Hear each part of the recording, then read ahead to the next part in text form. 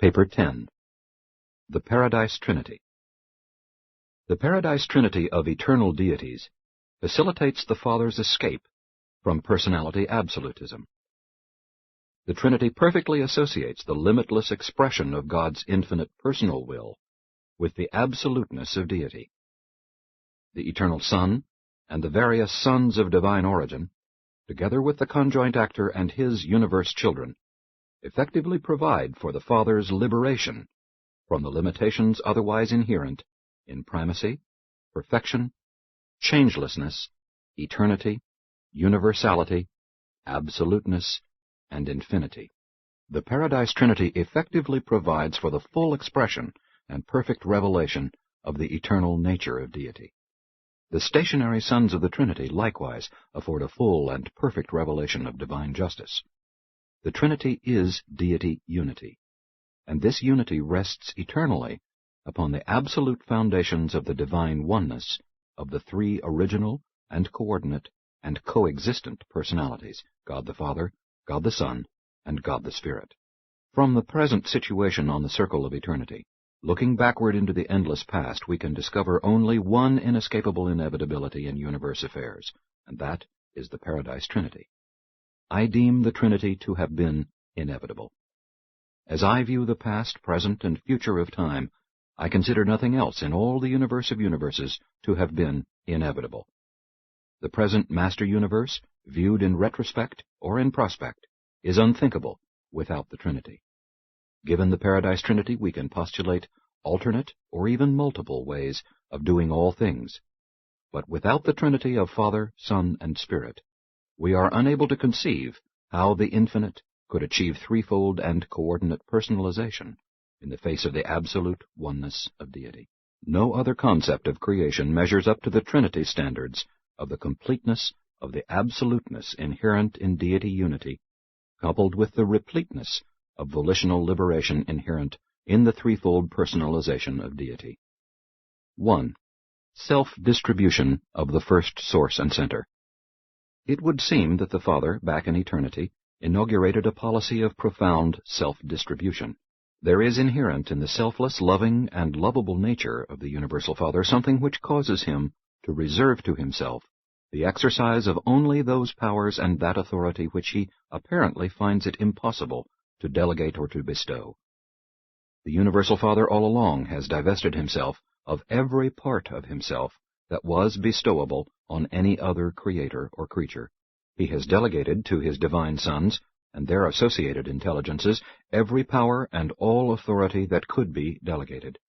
He has actually transferred to his sovereign sons in their respective universes every prerogative of administrative authority that was transferable. In the affairs of a local universe, he has made each sovereign creator son just as perfect, competent, and authoritative as is the eternal Son in the original and central universe.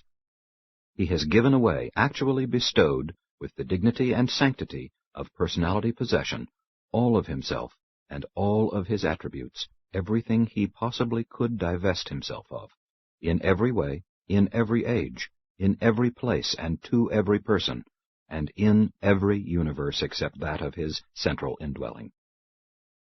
Divine personality is not self-centered.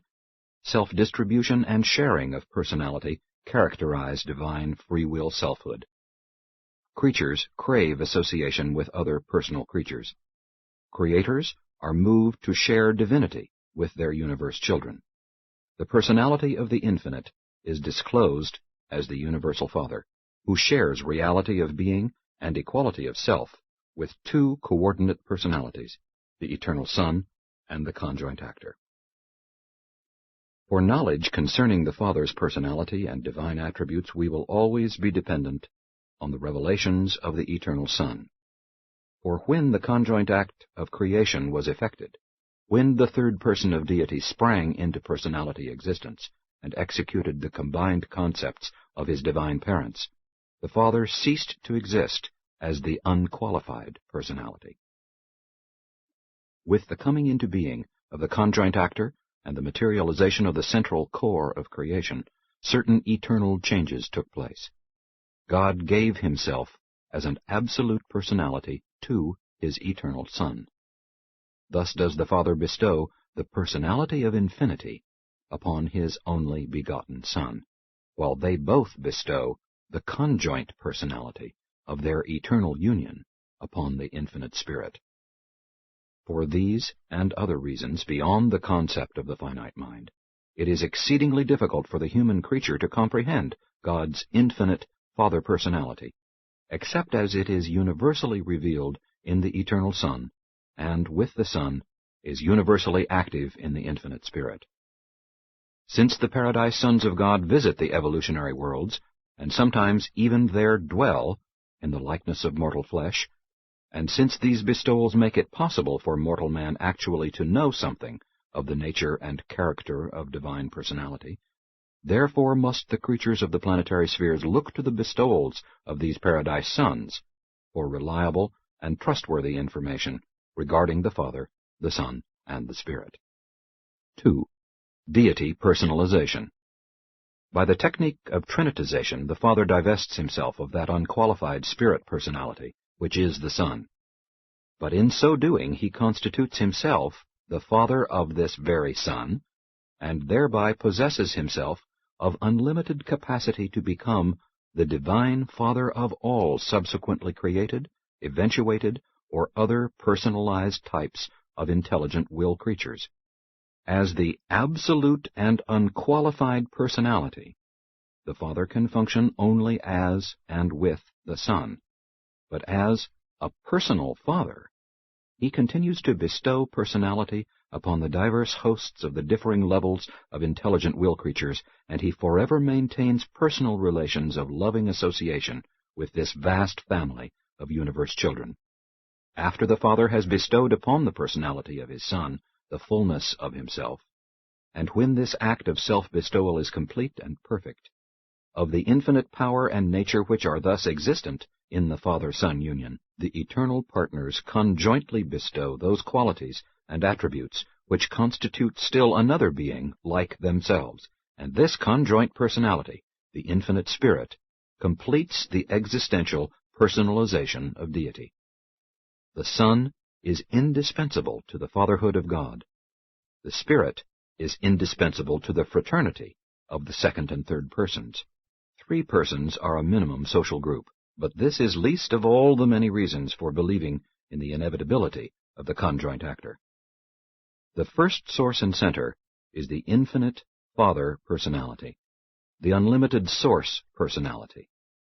The eternal Son is the unqualified personality absolute, that divine being who stands throughout all time and eternity as the perfect revelation of the personal nature of God. The infinite Spirit is the conjoint personality, the unique personal consequence of the everlasting Father-Son union. The personality of the first source and center is the personality of infinity minus the absolute personality of the eternal Son. The personality of the third source and center is the superadditive consequence of the union of the liberated Father personality and the absolute Son personality. The universal Father, the eternal Son, and the infinite Spirit are unique persons. None is a duplicate. Each is original. All are united. The eternal Son alone experiences the fullness of divine personality relationship, consciousness of both sonship with the Father and paternity to the Spirit, and of divine equality with both Father ancestor and Spirit associate. The Father knows the experience of having a Son who is his equal, but the Father knows no ancestral antecedents. The eternal Son has the experience of sonship, recognition of personality ancestry, and at the same time, the Son is conscious of being joint parent to the infinite Spirit. The infinite Spirit is conscious of twofold personality ancestry, but is not parental to a coordinate deity personality. With the Spirit, the existential cycle of deity personalization attains completion. The primary personalities of the third source and center are experiential, and are 7 in number. I am of origin in the Paradise Trinity. I know the Trinity as unified deity. I also know that the Father Son, and Spirit exist and act in their definite personal capacities. I positively know that they not only act personally and collectively, but that they also coordinate their performances in various groupings, so that in the end they function in 7 different singular and plural capacities. And since these 7 associations exhaust the possibilities for such divinity combination, it is inevitable that the realities of the universe shall appear in 7 variations of values, meanings, and personality. 3. The 3 persons of deity. Notwithstanding there is only one deity, there are 3 positive and divine personalizations of deity. Regarding the endowment of man with the divine adjusters, the Father said, "Let us make mortal man in our own image."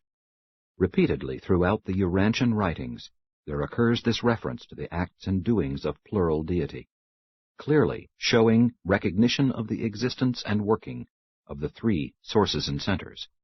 We are taught that the Son and the Spirit sustain the same and equal relations to the Father in the Trinity association. In eternity and as deities they undoubtedly do, but in time and as personalities they certainly disclose relationships of a very diverse nature. Looking from paradise out on the universes, these relationships do seem to be very similar, but when viewed from the domains of space they appear to be quite different. The divine sons are indeed the Word of God, but the children of the Spirit are truly the act of God. God speaks through the Son, and with the Son acts through the infinite Spirit, while in all universe activities the Son and the Spirit are exquisitely fraternal, working as 2 equal brothers with admiration and love for an honored and divinely respected common Father. The Father, Son, and Spirit are certainly equal in nature, coordinate in being, but there are unmistakable differences in their universe performances, and when acting alone, each person of deity is apparently limited in absoluteness. The Universal Father, prior to his self-willed divestment of the personality, powers, and attributes which constitute the Son and the Spirit, seems to have been, philosophically considered, an unqualified, absolute, and infinite deity. But such a theoretical first source and center without a Son could not in any sense of the word be considered the Universal Father. Fatherhood is not real without sonship. Furthermore, the Father, to have been absolute in a total sense, must have existed at some eternally distant moment alone. But he never had such a solitary existence.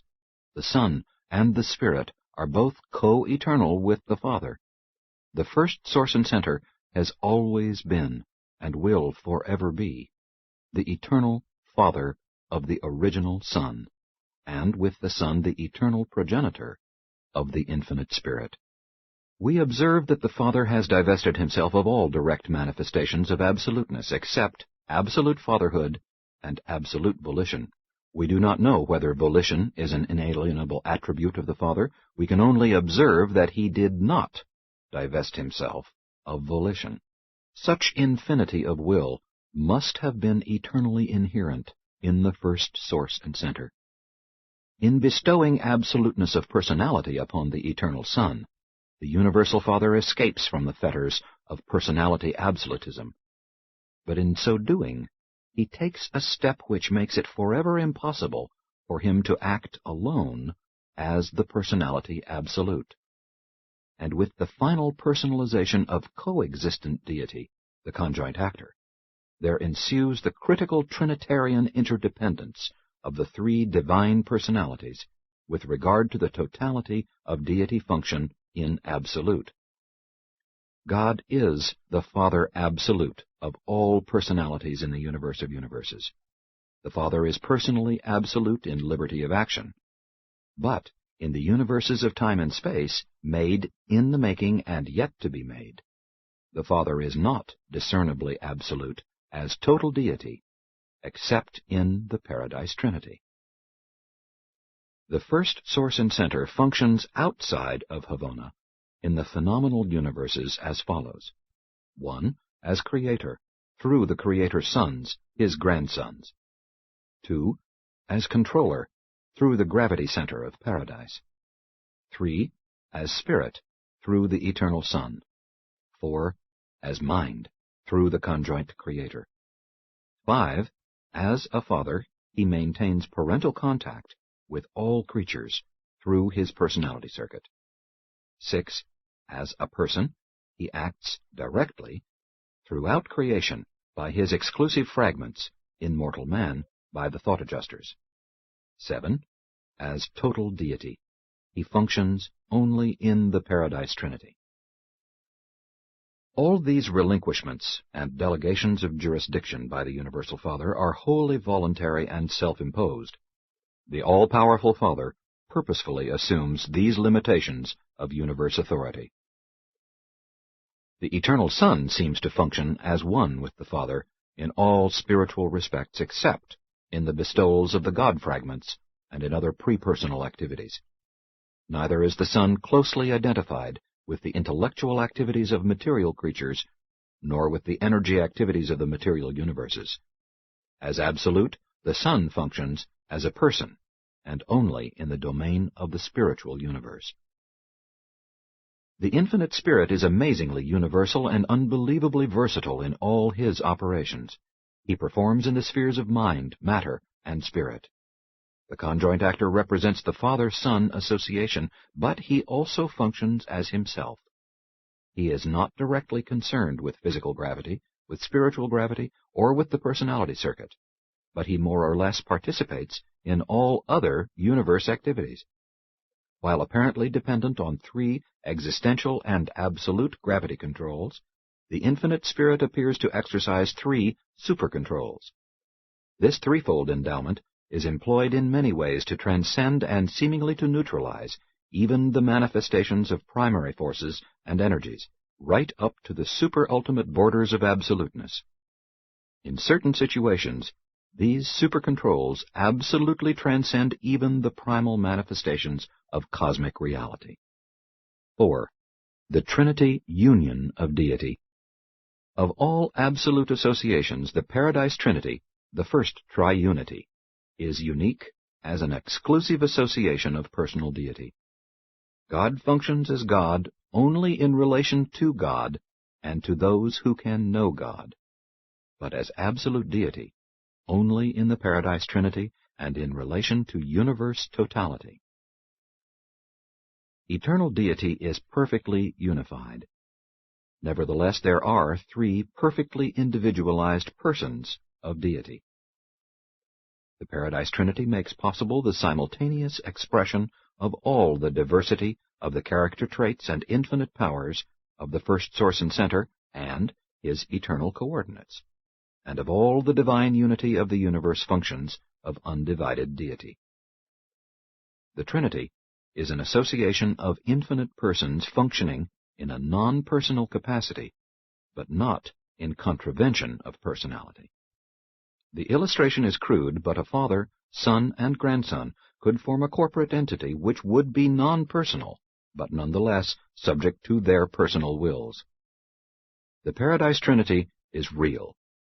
It exists as the deity union of Father, Son, and Spirit.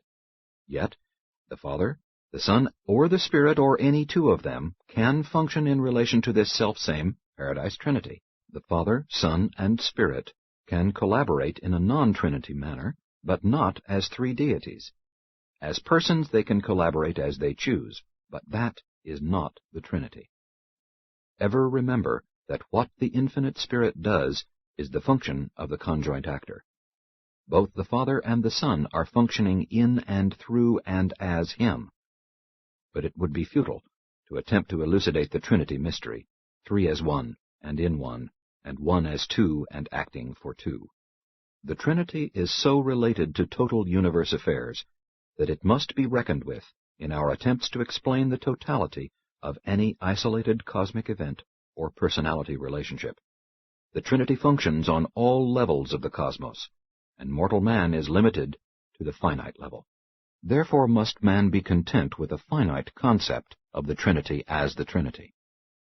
As a mortal in the flesh, you should view the Trinity in accordance with your individual enlightenment, and in harmony with the reactions of your mind and soul. you can know very little of the absoluteness of the Trinity, but as you ascend paradiseward, you will many times experience astonishment at successive revelations and unexpected discoveries of Trinity supremacy and ultimacy, if not of absoluteness. 5. Functions of the Trinity. The personal deities have attributes, but it is hardly consistent to speak of the Trinity as having attributes. This association of divine beings may more properly be regarded as having functions, such as justice administration, totality attitudes, coordinate action, and cosmic overcontrol. These functions are actively supreme, ultimate, and within the limits of deity, absolute, as far as all living realities of personality value are concerned. The functions of the Paradise Trinity are not simply the sum of the Father's apparent endowment of divinity plus those specialized attributes that are unique in the personal existence of the Son and the Spirit. The Trinity association of the three Paradise deities results in the evolution, eventuation, and deitization of new meanings, values, powers, and capacities for universal revelation, action, and administration. Living associations, human families, social groups, or the Paradise Trinity are not augmented by mere arithmetical summation. The group potential is always far in excess of the simple sum of the attributes of the component individuals. The Trinity maintains a unique attitude as the Trinity towards the entire universe of the past, present, and future, and the functions of the Trinity can best be considered in relation to the universe attitudes of the Trinity. Such attitudes are simultaneous and may be multiple concerning any isolated situation or event. 1. Attitude toward the finite. The maximum self-limitation of the Trinity is its attitude toward the finite. The Trinity is not a person, nor is the Supreme Being an exclusive personalization of the Trinity. But the Supreme is the nearest approach to a power-personality focalization of the Trinity, which can be comprehended by finite creatures. Hence, the Trinity, in relation to the finite, is sometimes spoken of as the Trinity of supremacy. 2. Attitude toward the absonite. The Paradise Trinity has regard for those levels of existence which are more than finite, but less than absolute, and this relationship is sometimes denominated the Trinity of ultimacy. Neither the ultimate nor the supreme are wholly representative of the Paradise Trinity, but in a qualified sense, and to their respective levels, each seems to represent the Trinity during the pre-personal eras of experiential power development. 3. The absolute attitude of the Paradise Trinity is in relation to absolute existences and culminates in the action of total deity.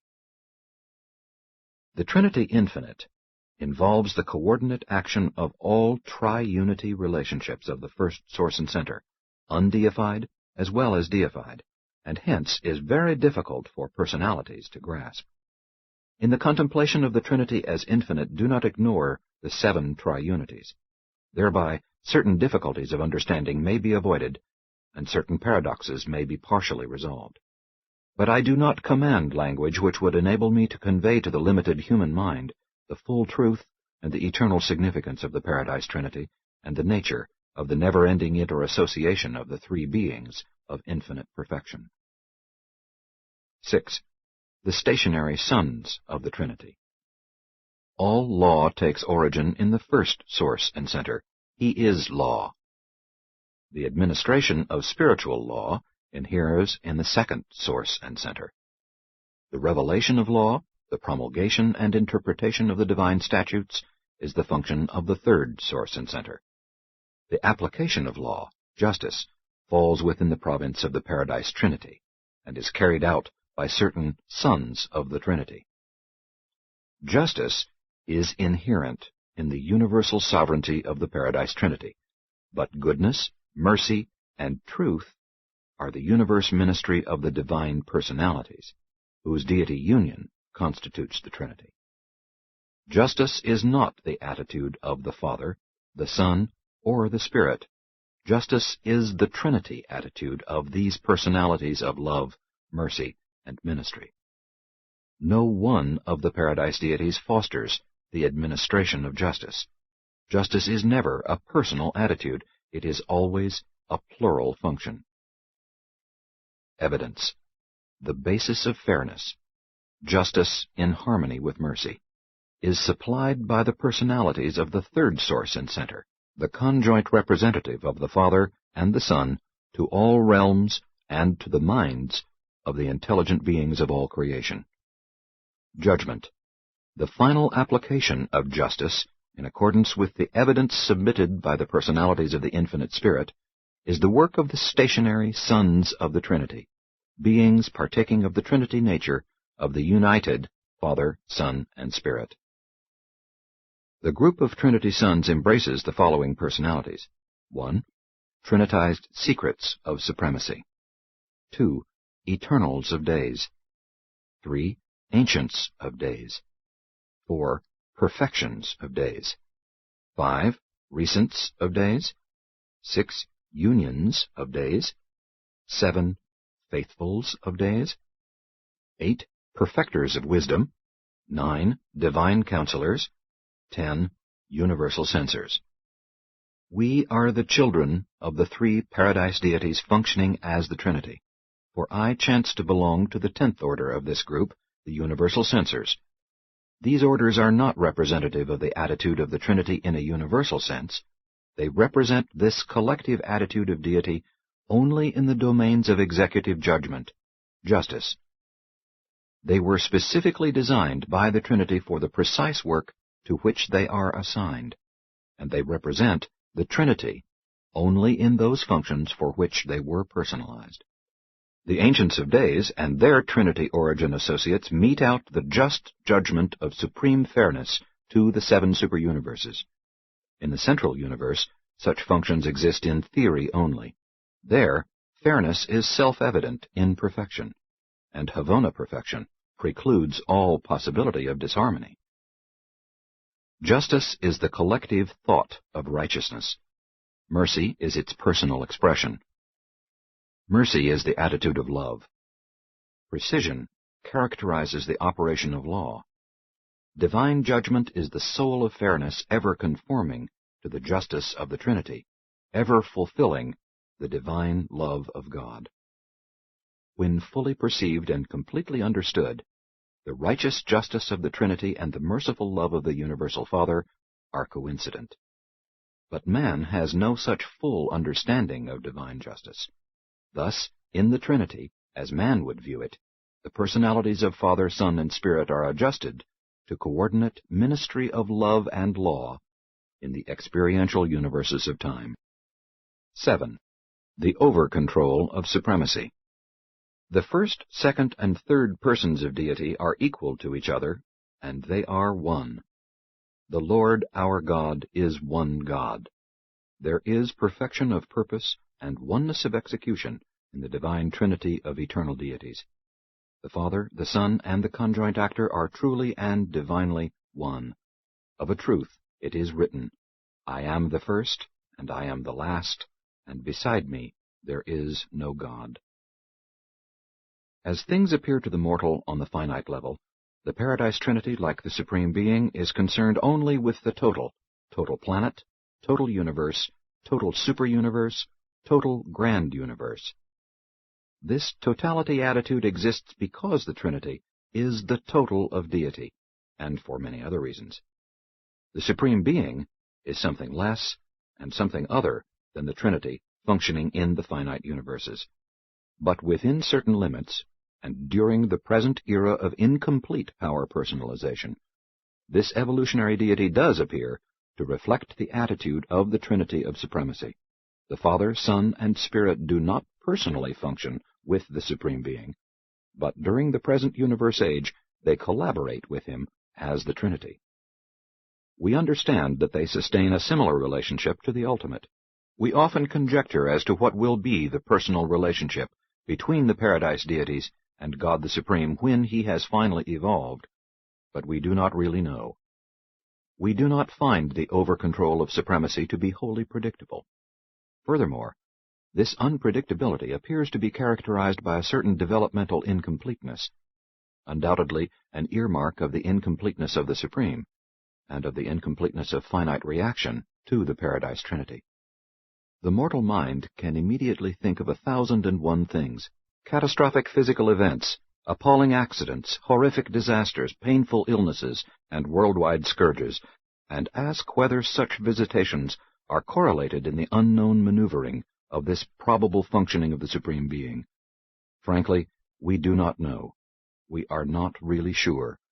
But we do observe that as time passes, all these difficult and more or less mysterious situations always work out for the welfare and progress of the universes. It may be that the circumstances of existence and the inexplicable vicissitudes of living are all interwoven into a meaningful pattern of high value by the function of the Supreme and the overcontrol of the Trinity. As a son of God, you can discern the personal attitude of love in all the acts of God the Father, but you will not always be able to understand how many of the universe acts of the Paradise Trinity redound to the good of the individual mortal on the evolutionary worlds of space. In the progress of eternity, the acts of the Trinity will be revealed as altogether meaningful and considerate, but they do not always so appear to the creatures of time. 8. The Trinity beyond the finite. Many truths and facts pertaining to the Paradise Trinity can only be even partially comprehended by recognizing a function that transcends the finite. It would be inadvisable to discuss the functions of the Trinity of ultimacy, but it may be disclosed that God the Ultimate is the Trinity manifestation comprehended by the Transcendentalers. We are inclined to the belief that the unification of the Master Universe is the eventuating act of the Ultimate, and is probably reflective of certain, but not all, phases of the absonite overcontrol of the Paradise Trinity. The Ultimate is a qualified manifestation of the Trinity in relation to the absonite, only in the sense that the Supreme thus partially represents the Trinity in relation to the finite. The Universal Father, the Eternal Son, and the Infinite Spirit are, in a certain sense, the constituent personalities of total deity. Their union in the Paradise Trinity and the absolute function of the Trinity equivalate to the function of total deity, and such completion of deity transcends both the finite and the absonite. While no single person of the Paradise deities actually fills all deity potential, collectively all three do. 3 infinite persons seem to be the minimum number of beings required to activate the prepersonal and existential potential of total deity, the deity absolute. We know the Universal Father, the Eternal Son, and the Infinite Spirit as persons, but I do not personally know the deity absolute. I love and worship God the Father. I respect and honor the deity absolute. I once sojourned in a universe where a certain group of beings taught that the finaliters, in eternity, were eventually to become the children of the deity absolute. But I am unwilling to accept this solution of the mystery which enshrouds the future of the finaliters. The core of the finality embrace, among others, those mortals of time and space who have attained perfection in all that pertains to the will of God. As creatures, and within the limits of creature capacity, they fully and truly know God.